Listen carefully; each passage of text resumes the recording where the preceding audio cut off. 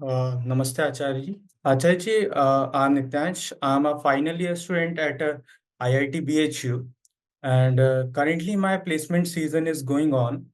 A few days back, a very large liquor company came to our campus to recruit the graduating students. The way they represented themselves seems very hypocritical to me.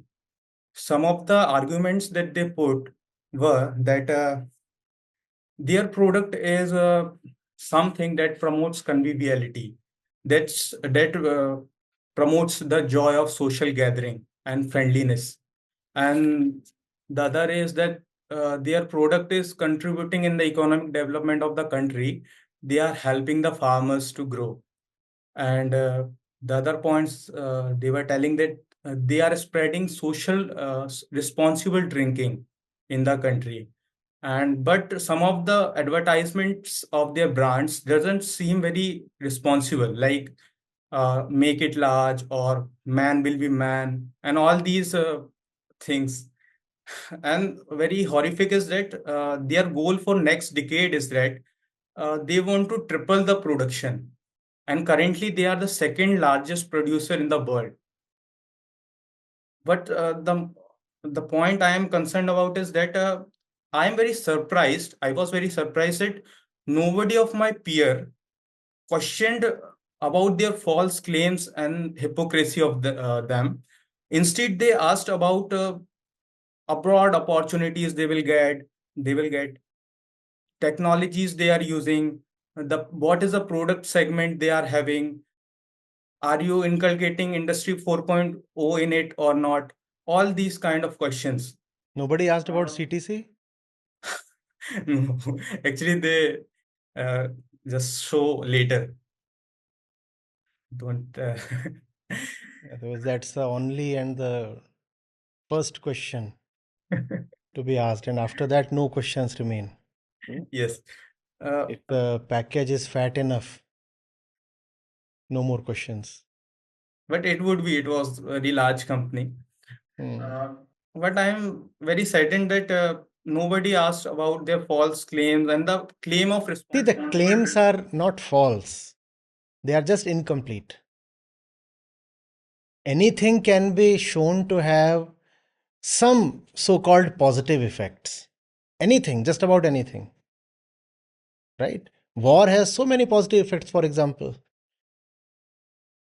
So many of the technologies that you have today, they were either seeded or developed during the Second World War,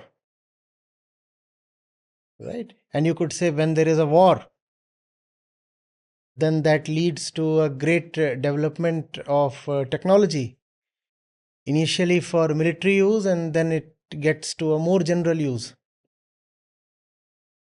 For example, the technology that goes into missiles later on contributes to the space programs of the nations. And obviously, it can also lead to an increase in GDP. And in many other ways, you can list the, as we said, the so-called positive effects of war. It it arouses a nation. Very poetically, you can say that the valiant spirit of a nation remains latent and asleep. It is only the war call that awakens it. So there have to be periodic wars. Every 20 years, there must be a major war so that the spirit of the nation gets awakened. All kinds of things you can enlist. The thing is, the list is not complete. Complete. Similarly, alcohol can be stated to have these so called positive things. Yes, friends get together, and if there is alcohol, then it brings about a certain felicity in the conversation. People open up. Hmm? And there might be a grain of truth to the whole thing. But are you stating the full story? Are you telling the whole thing? Hmm? You know, there was a school of thought that said that limited consumption of alcohol helps the Research body paper. in terms of health. Yes. So that used to be the general wisdom, and also something that medical science kept on broadly accepting for many decades. In fact, we had cases where people who crossed the age of 100, the centenarians, when they were asked, "How did you live so long?" they would say, "One small peg every evening that has contributed to my very long life." All that imagery was there. But over the last 10, 20 years, more and more research is proving that alcohol has no positive health effects. In fact, even a little alcohol is actually detrimental to health. So even that is gone now. And when you look at the number of crimes that are committed under influence of alcohol, was that mentioned in their presentation? No, definitely not. Uh, The crimes and all, nothing is. and when you count the number of road accidents that happen under influence, when you count the. So, complete story is different, right?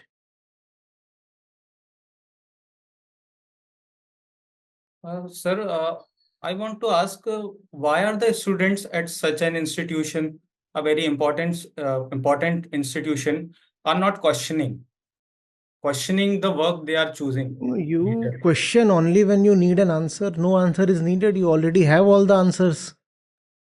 The answer is that I need to have a fat pay package, a sexy girl, two cute kids. Firstly, some house in India, and if possible, settle abroad. The answers have been supplied to you long back. You don't need any answers, and therefore you don't have any questions.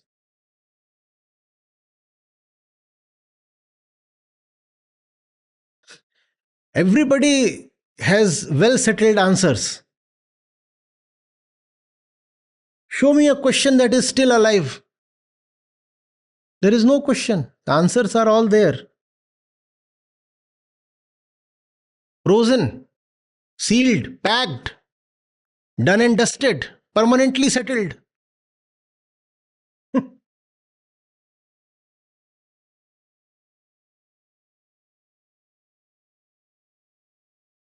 It is a very strange thing. But it does not matter whether you come from an IIT or an ITI or some other place. It doesn't matter. When it comes to inner life, we are all equally uneducated. There is great equality. We are all brothers and sisters because we are all equally ignorant. Ignorance is our father and our mother. No questions inside. Outer life might be different. Somebody is rich, somebody is poor. Their outer lives will be very different. Hindu, Muslim, outer life will be different. Indian, American, outer life will be different. PhD and illiterate, the outer life will be different. Man and woman, the outer life will be different. Inner life, exactly the same. What is inside? Nothing. Just a massive darkness. A lifeless vastness. Unending. Nothing inside. Doesn't matter who you are. The richest person, the poorest person, the biggest scholar, or totally illiterate. inside you is a total absence of self-knowledge. Nobody has any questions. The rich one wants to marry, the poor one wants to marry, do they not?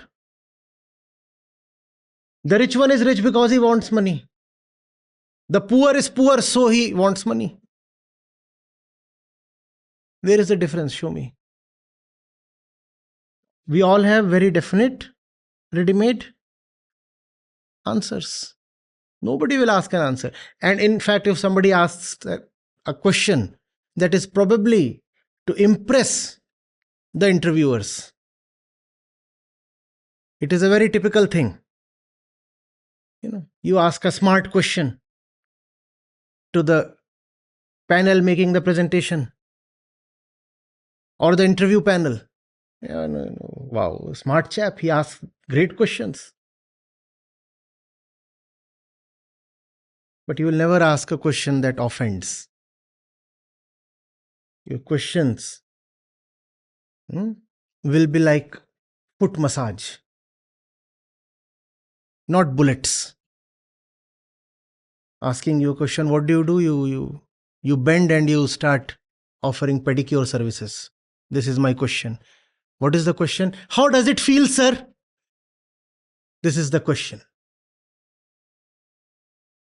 This is never the question. How does it feel, sir? I have been feeling it since 21 years. Because I have questions. Now I'm shooting the same question at you. How does it feel, sir? Nobody will have that.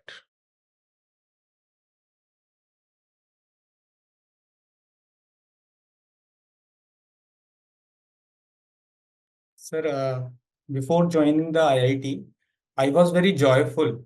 I thought that I will meet people who are very brave and will follow their path of passion and uh, their interest. But here I am seeing that 99% of people are just chasing the highway of success. Nobody is going towards a naked sky of freedom. So I'm very shattered. My hopes were very You are not shattered. joyful, you are fanciful. Hmm? You are. I don't know how somebody can enter an IIT and think that he will meet bold and courageous people there aiming for the naked sky of freedom. What kind of witless daydreaming is this? Yeah, I was. People spend 2 years, 4 years in places like Kota to demonstrate their boldness, and several lakh rupees to get into an IIT. It is because they want to pursue a path of courage. Isn't the preparatory its phase itself a very clear augury? How can you be so deluded? You enter there through the admissions process so that you can exit through the placement process. Simple.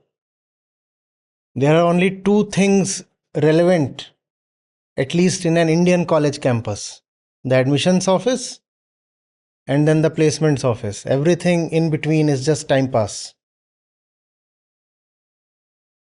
Everything in between matters only to the extent it helps in your placement. You have the CGPA system there as well, right? Yes, yes, So you have audit courses, right? yes. Who wants to excel in an audit course? Tell me. Even if you want good grades, even if you study hard in a particular course, it is to secure good grades, and good grades would decorate your CV. You will then serve it to the buyer and demand a higher wage for yourself. That's all. And that's not something that happens in an IIT. That is something that happens even before the IIT.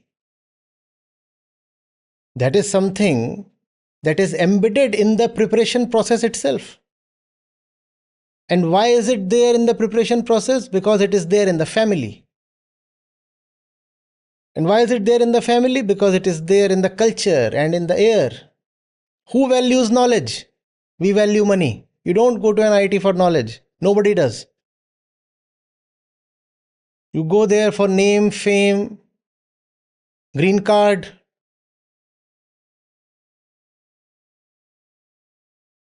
money, bride. These are the things.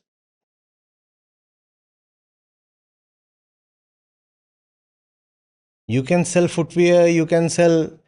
Imagine a computer science graduate. What is he doing? Selling shoes, selling this Coke, that Fanta, that liquor, and being paid through his nose. So much. Sir, I had an image before that IITs are institutions where innovation is promoted, and but I didn't found anything here. It is also an image that is in the society that also inspires people like me who didn't came here for placements and all. IITs But are not dropping from the heavens, they are springing from this soil. Does this soil care for innovations? India is one of the least creative countries in the world. It broke my heart that day, you know. I have been a Sholay fan. And I have been watching videos that tear Sholay apart scene by scene, frame by frame, and tell us which scene, which frame is copied from which Western movie. Exact.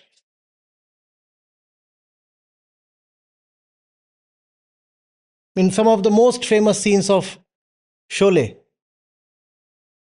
they are true copies of Westerns. कितने आदमी थे Kaliya? That's not an original. Nothing is an original.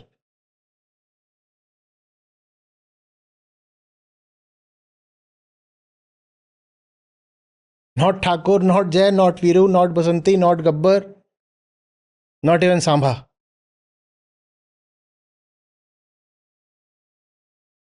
Do we care for innovations? Even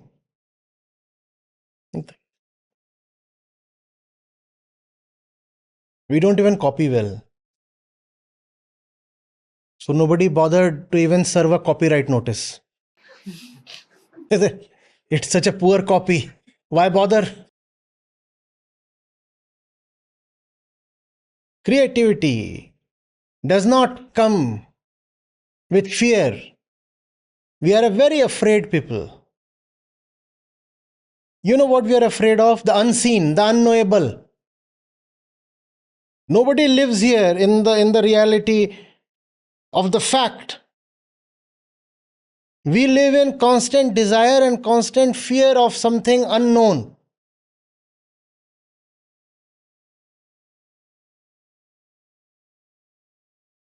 The future, the afterlife, the heaven, the hell, the ghost, the God.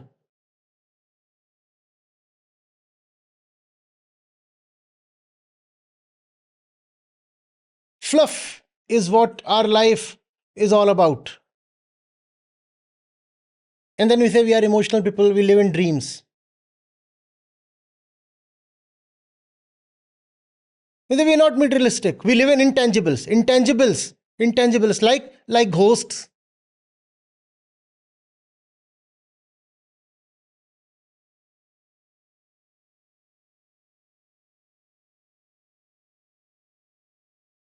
To innovate, first of all, you have to give respect to this world, right? This world. We have been taught that this world means nothing. Jagat Mithya. And that does not mean that we have actually grown in detachment from this world. That simply means that we have become hypocrites, pakhandis. We drool after this world, but pretend as if we have nothing to do with the world.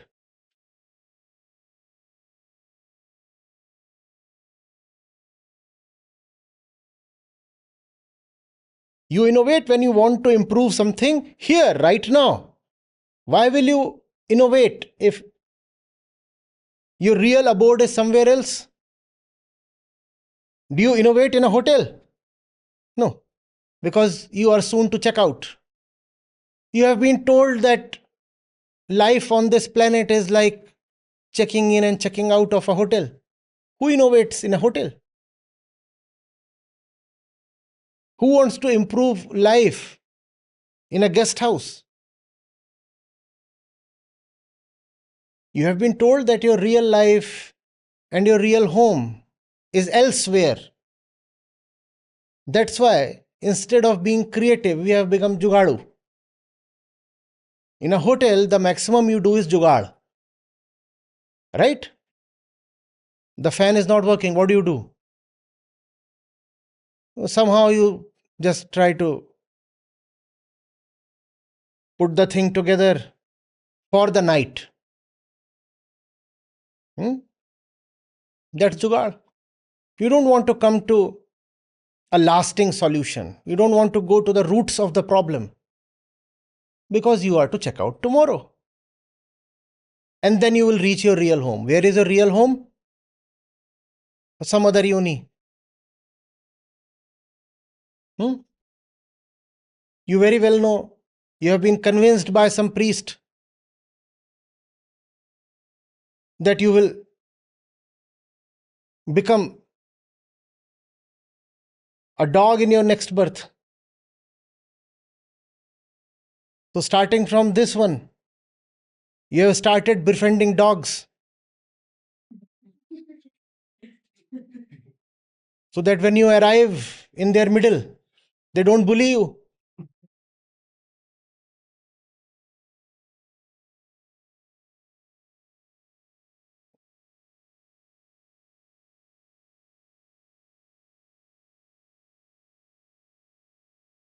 Don't take care of what matters. Take care of all intangibles and abstruse things. That's what matters. At the same time, keep salivating after unearned goodies. Not that all this has led to any kind of sublimation of desire. The desire holds, the desire stands as aggressive as it is, as naked as it is. Just that you don't even want to work for fulfilling the desire. You want to then fulfill the desire using all kinds of nefarious means.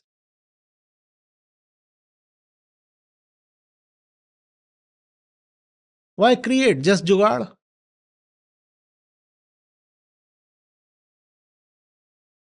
Why earn? Just steal. You come from an institute of technology.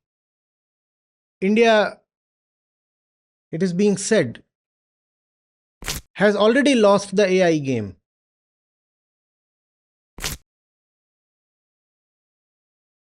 Forget the US, we are behind even China by 6 years.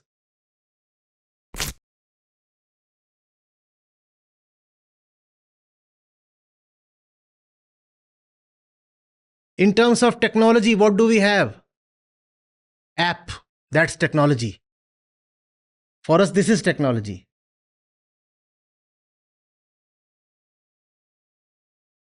You want Matar Paneer at 2 a.m.? Technology comes to your rescue. That's our technology. And then we say, you see, unicorn. Look at the tremendous valuation.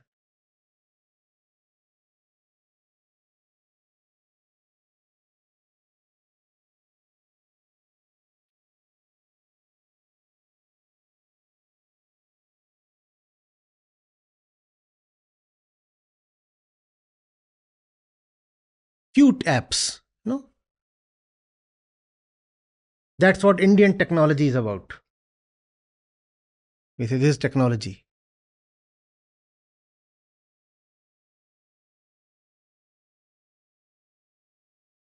Fear. Lot of fear.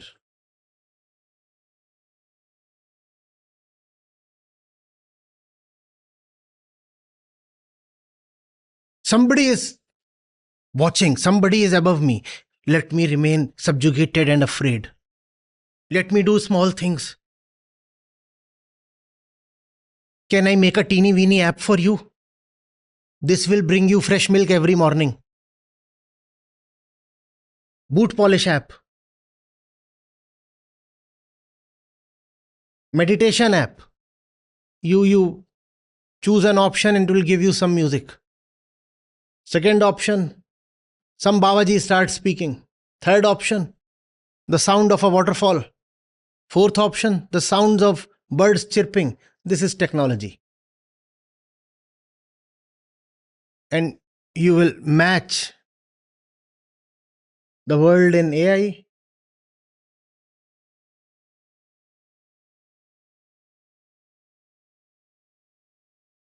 Not that we are genetically inferior or something. Not at all. The same Indians, when they venture out and get a conducive environment, they do not just as well as, but actually better than people of other nationalities. It's just that the environment here, the very culture is suffocating. You are made to feel small and little. How dare you venture out? How dare you think big? Just bow your head down. Just keep surrendering. Your task is to be devoted. Devoted to whom? Whosoever is in power. Just be devoted. Keep lying low.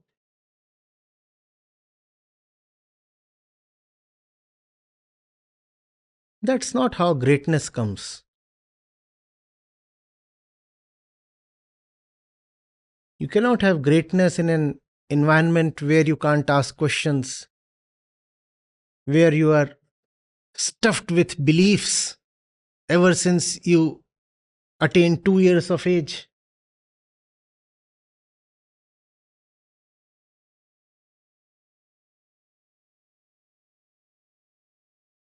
I suppose even in IITs they are trying to teach Indian belief system now. Sir, in this semester, I have a course of Niti Shastra, in which they teach all the Nitis, Chanakya Niti and Sukra Niti and all kind of stuff, and all these propagandic things. And one of the thing is that the teacher said that the rebirth is true. There are evidences of rebirth. I, I question them. No, You- if you are being exposed to Earth Shastra from Kautilya, that is one thing, fine. That is one thing. But in the same vein, if you are being fed with concepts of rebirth and all these things, then that's a totally different thing. yes. That is something that will enfeeble you.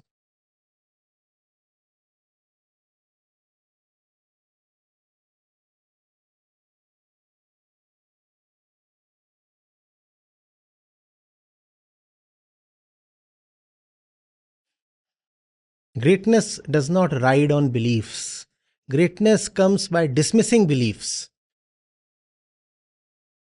And if you can't outrightly dismiss them, at least question them.